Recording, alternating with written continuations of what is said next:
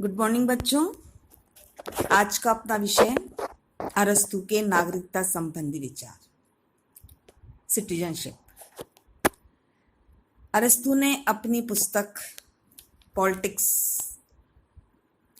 की तीसरी पुस्तक में, यानी तीसरे जो चैप्टर है उसका पॉलिटिक्स का, उसमें नागरिकता संबंधी विचारों को स्पष्ट किया है। यद्यपि उसने नागरिकता की परिभाषा देने का कोई विशेष प्रयास नहीं किया। नागरिकता का प्रश्न तो राज्य की परिभाषा से स्वतः ही उठ खड़ा हुआ। अरस्तु प्रश्न करता है कि राज्य क्या है, और स्वयं ही उसका उत्तर देता है कि राज्य बाहरी दृष्टि से नागरिकों का एक समुदाय है।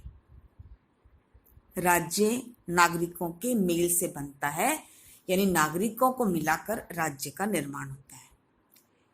इसके बाद एक प्रश्न स्वतः ही उठता है कि नागरिक कौन है, नागरिक कौन है एवं नागरिकता से क्या तात्पर्य है, नागरिकता का क्या अर्थ है। अरस्तु ने इन प्रश्नों का जो उत्तर दिया है उसमें सर्वप्रथम वह कहता है कि कौन नागरिक नहीं हो सकते। नागरिक कौन है, इससे पहले उसने कहा कौन नागरिक नहीं हो सकते राज्य के। इस संबंध में उसने नागरिकता की तत्कालीन प्रचलित मान्यताओं का खंडन किया। उस समय जो नागरिकता की परिभाषा थी, जो नागरिक थे, उन मान्यताओं को उसने खंडन किया।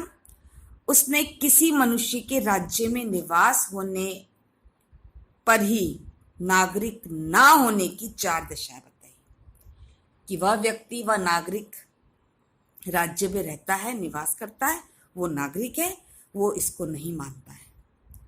उसने जो 4 दशाएं बताई हैं उसमें नंबर 1, राज्य के किसी स्थान विशेष में निवास करने मात्र से नागरिकता नहीं मिल जाती। यदि कोई व्यक्ति राज्य के किसी भी स्थान पर रह रहा हो, उसको नागरिकता नहीं मिल सकती, क्योंकि महिलाएं, बच्चे, दास और जो विदेशी नागरिक है जिस राज्य में रहते हैं, उन्हें वहां का नागरिक नहीं माना जाता है। रह रहे हैं उस राज्य में, लेकिन उनको नागरिक नहीं माना जाएगा। दूसरी दिशा का वो उल्लेख करता है, किसी भी अभियोग चलाने का अधिकार रखने वाले व्यक्ति को भी नागरिक नहीं माना जा सकता।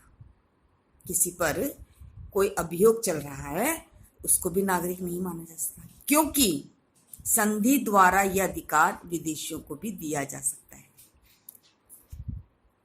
तीसरी जो दशा उसने बताई है, उन व्यक्तियों को नागरिक नहीं माना जा सकता जिनके माता पिता किसी दूसरे राज्य के नागरिक हैं।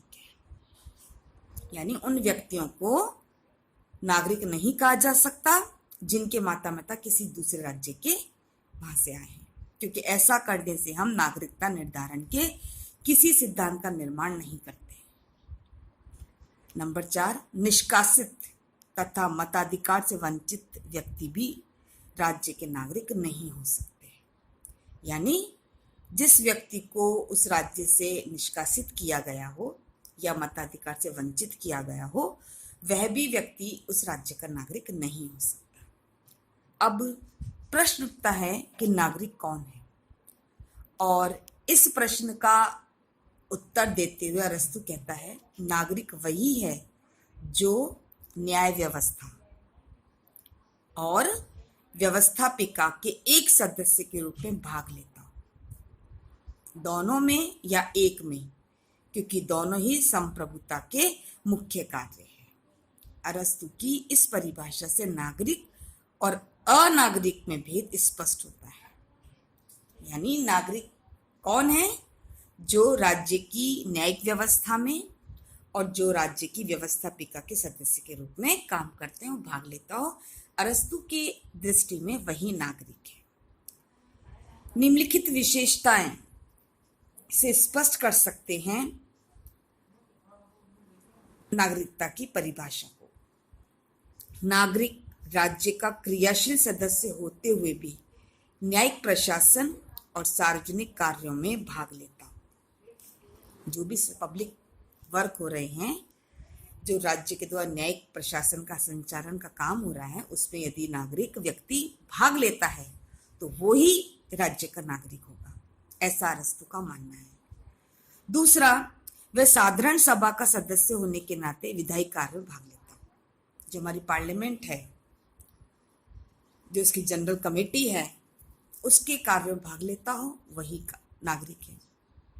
तो इस प्रकार न्यायिक व्यवस्था और व्यवस्थापिका के कार्यों में भाग लेने वाला व्यक्ति ही नागरिक हो सकता है।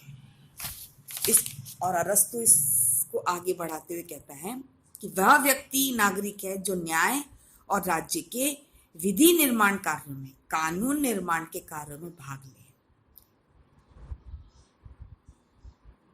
एथेंस में न्याय प्रशासन आधुनिक राज्य में पाई जाने वाली न्याय प्रणाली से भिन्न था। आज हमारे यहाँ पे जो मॉडर्न स्टेट्स हैं, आधुनिक जो व्यवस्थाएं हैं, उनसे बिल्कुल भिन्न था। वहाँ थोड़ी थोड़ी अवधि के लिए न्यायाधीशों और जूरों को क्रमशः चुना जाता था एवं प्रत्येक नागरिक को यह पद प्राप्त हो सकता था। उस समय राज्य के सभी नागरिक साधारण सभा के सदस्य होते थे और ये सभा वर्ष में कम से कम एक बार अवश्य एकत्रित होकर राज्य के पदाधिकारियों का निर्वाचन करती थी और विधि निर्माण संबंधी अन्य कार्य करती थी। जो साधारण सभा थी वो ये काम करती थी। एथेंस में ये सर्वोच्च सत्ता होती थी और सभा के सदस्यों के नाते प्रत्येक एथेंस निवासी राज सत्ता या सर्वोच्च शक्ति में भाग लेता था। फिर भी किसी नगर राज्य में सभी व्यक्ति न तो साधारण सभा के सदस्य होते थे और न ही वे न्याय प्रशासन में भाग लेते थे। यूनान के किसी भी राज्य में विदेशियों, दास, महिलाओं और बच्चों को नागरिकता के अधिकार प्रदान नहीं किए गए थे, क्योंकि ये ना तो न्यायिक व्यवस्था में भाग लेते हैं, ना कानून के निर्माण में भाग लेते हैं। यूनानी नागरिकता आधुनिक नागरिकता की अपेक्षा बहुत अधिक संकुचित थी। इसी दृष्टि से अरस्तु ने भी स्वाभाविक रूप से राज्य के सभी निवासियों को नागरिक स्वीकार नहीं किया। तो इस प्रकार क्या स्पष्ट हुआ? नागरिक कौन है? जो राज्य की न्यायिक व्यवस्था में और कानून निर्माण के क्षेत्र में भाग लेते हैं। अरस्तु द्वारा श्रमिकों और दासों को नागरिकता की परिधि से बाहर रखने का जो उसने तर्क दिया, जो कारण बताए कि नागरिकता एक विशेष गुण है, इसके लिए विशेष योग्यता की आवश्यकता होती है। एक नैतिक और बौद्धिक स्तर की आवश्यकता होती है और यह गुण प्रत्येक नागरिक में, प्रत्येक निवासी में नहीं पाया जाता। इसलिए वह योग्यता उन्हीं व्यक्तियों के पास हो सकती है जिसके पास अवकाश हो। बेचारे दास और श्रमिकों के पास अवकाश कहाँ? अरस्तु छुट्टी या आराम के क्षणों को अवकाश नहीं कहता, लीव नहीं कहता। अवकाश किसको कहता है? जिन कार्यों को करने के लिए मनुष्य अपनी आर्थिक और भौतिक आवश्यकताओं के कारण विवश है, और लगभग सभी क्रियाएं अवकाश के अंतर्गत आती हैं। यानी वो छुट्टी को अवकाश नहीं मानता। किसको अवकाश मानता है? मनुष्य अपनी आर्थिक और भौतिक आवश्यकताओं के कारण विवश है।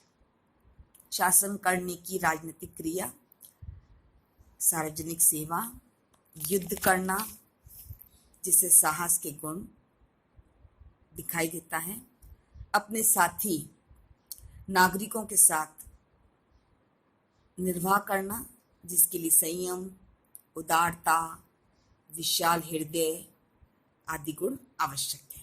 खेलकूद और नाट्य कला में भाग लेना और अंत में विज्ञान और दर्शन को प्राप्त करने का प्रयत्न इस अवकाश में शामिल है। खेलकूद, नाट्य कला, विज्ञान और दर्शन में भाग लेना ये अवकाश में है। जिनमें ये गुण होंगे वही अरस्तु की दृष्टि भी क्या बनेगा? नागरिक बनेगा। अरस्तु ने अच्छे मानव और अच्छे नागरिक में भी अंतर किया है। अच्छे मानव का लक्षण सब राज्यों में एक समान है, उसके गुण निरपेक्ष हैं, किंतु अच्छा नागरिक कौन, इस बात का निरूपण हम विशेष नगर राज्य को ध्यान में रखकर ही कर सकते हैं। इसलिए ये स्पष्ट होता है कि अच्छे नागरिक के गुण सापेक्ष हैं। अरस्तु ने बताया कि राज्य पुरुषों और उन लोगों में जो राज्य कार्य का संचालन करते हैं, गुण न केवल अच्छे नागरिक के अपितु अच्छे मानव के भी होने चाहिए। तो इस प्रकार अच्छा मानव और अच्छा नागरिक कौन है, इस पर भी अरस्तु ने अपने विचार स्पष्ट किया है। अब चूंकि हर चीज के दो पक्ष होते हैं, अरस्तु ने अपने हिसाब से नागरिकता को परिभाषित करने का प्रयास किया, लेकिन इस विचारों की उसकी आलोचना भी हुई। नंबर 1 आलोचना के रूप में अरस्तु के नागरिकता संबंधी विचार अत्यंत अनुदार और अभिजात तंत्री हैं। एरिस्टो कहते हैं ये यूनानियों के प्रत्यक्ष प्रजातंत्र वाले छोटे राज्यों के लिए भले लागू होते हो, किंतु यदि हम वर्तमान समय में देखें जहां पर राज्यों का जो आकार है बहुत बड़ा है और लोकतांत्रिक शासन व्यवस्था है, तो नागरिकता संबंधी विचार यहाँ पर फिट नहीं होते। दूसरा, प्लेटो अरस्तु ने श्रमिकों को नागरिकता से वंचित किया और उसे समाज के अन्य वर्गों के समान नहीं माना, और यह निश्चय ही अप्रजातांत्रिक और अमानवीय दृष्टिकोण है। जो श्रमिक वर्ग है, जो उत्पादक वर्ग है, उसको इन दोनों ने ही, प्लेटो और अरस्तु ने, समान दर्जा नहीं दिया अन्य वर्गों के समान, तो ये गलत है। अरस्तु द्वारा जो महिला है, जो दास है, जो बालक है, बच्चे है, वो नागरिक नहीं है, लेकिन वर्तमान समय में ऐसा नहीं है। वर्तमान में सभी व्यक्तियों को समान स्वतंत्रता का अधिकार है, वे अपनी योग्यता द्वारा सत्ता में भाग ले सकते हैं। तीसरी आलोचना, अरस्तु ने नागरिक और अनागरिकों में भेद नहीं किया, बल्कि अनागरिकों को राज्य का सदस्य भी नहीं माना, उसको केवल एक सजीव उपकरण, इंस्ट्रूमेंट माना, और उसके अनुसार नागरिकों की एक अलग श्रेणी बन गई, जो प्लेटो के संरक्षकों या अभिभावकों की श्रेणी के समान ही दिखाई देती है। तो यह विचार भी अरस्तु का समाज में एकता को कमजोर करने वाला है और समाज में असंतोष उत्पन्न करने वाला विचार है। अरस्तु नागरिक न्यायाधीश भी हैं, विधि निर्माता भी हैं, और आधुनिक शासन प्रणाली में प्रत्येक व्यक्ति न्यायाधीश और विधि निर्माता नहीं हो सकता। वह केवल अपने प्रतिनिधियों के निर्वाचन में भाग लेता है और फिर उसमें काम करता है। अरस्तु के इस विचार से निरंकुशता के विकास की आशंका अधिक बनी रहती है।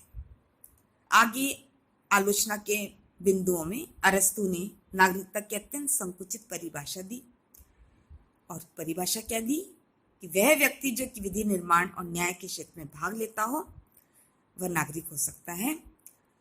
तो राजतंत्र और कुलीन तंत्र में नागरिकों की संख्या कितनी कम रह जाएगी, यह भी आलोचना का पॉइंट बनता है। अरस्तु ने नागरिकों के कर्तव्य पर अधिक बल दिया और अधिकारों को स्पष्ट नहीं किया। अरस्तु ने नागरिकों की परिभाषा देते समय अधिकारों की अवहेलना की बात की। अरस्तु ने नागरिकता संबंधी अपने विचारों से राज्य में कई वर्ग बना दिए, जिससे राज्य की आंतरिक स्थिति सुसंगठित नहीं बन पाई, शांति में नहीं बन पाई, बल्कि और अधिक अव्यवस्था दिखाई दी। चूंकि राज्य का उद्देश्य अधिकतम व्यक्तियों को लाभ पहुंचाना है, तो इसका स्वाभाविक अर्थ क्या है कि अधिकाधिक मनुष्य के अनुभवों और उनके पारंपरिक अंतरों से लाभ उठाना चाहिए। और यदि नागरिकता केवल उन्हीं व्यक्तियों को प्रदान की जाए जिनके पास धन होने के कारण पर्याप्त अवकाश है, ऐसे व्यक्ति शासन कार्य में भाग लेते हैं, तो इसमें कोई भी संदेह नहीं कि ऐसे कानून अधिकतम संख्या में बनेंगे जो समाज के धनी वर्ग के पक्ष में होंगे, गरीब वर्ग का इससे कोई लेना देना नहीं होगा। तो इससे क्या परिणाम निकलेगा कि लोकतंत्री शासन के स्थान पर वर्गतंत्री शासन व्यवस्था स्थापित होने की संभावना रहेगी, क्योंकि धनवान व्यक्ति और अधिक धनवान होंगे, गरीब व्यक्ति और अधिक गरीब बनते जाएंगे।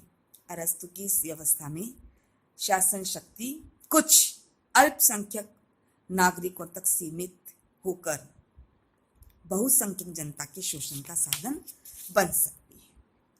इसी क्रम में अरस्तु का नागरिकता संबंधी विचार उसके राज्य के जैविक स्वरूप संबंधी सिद्धांतों के भी विपरीत है।